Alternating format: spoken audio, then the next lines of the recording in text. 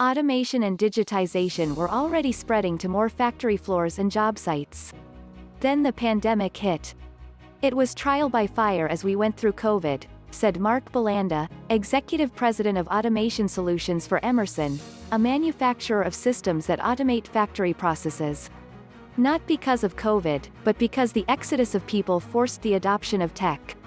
The latest jobs report shows the manufacturing sector grew at its fastest level since the pandemic began, jumping by 50,000 positions. However, there are still about 500,000 fewer employed manufacturing workers than there were a year ago. The question is how many of those jobs will come back, and how many have been permanently disrupted by digital processes. Since the pandemic hit, food manufacturers ramped up their automation, allowing facilities to maintain output while social distancing. Factories digitized controls on their machines so they could be remotely operated by workers working from home or another location.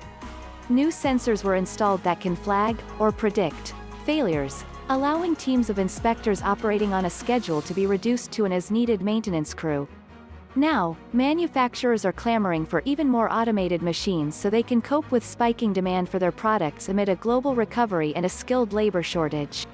Rockwell Automation, a provider of industrial automation solutions, said growth is up 6% for the fiscal year and saw sharply increased orders in November and December.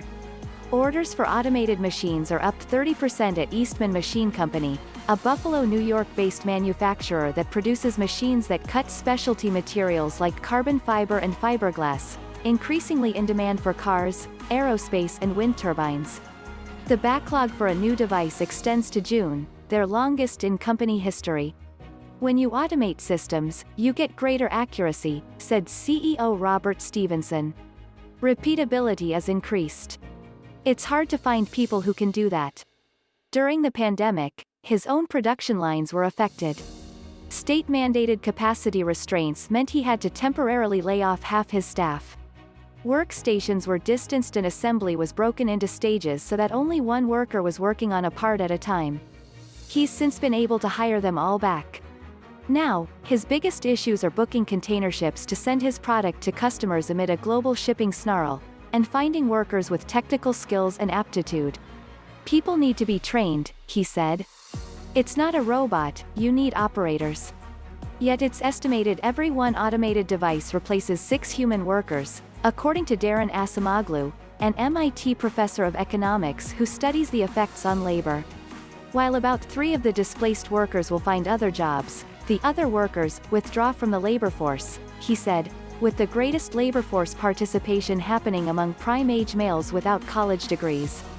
All data is taken from the source, http://nbcnews.com article link, https://www.nbcnews.com/business/worker-n12633434.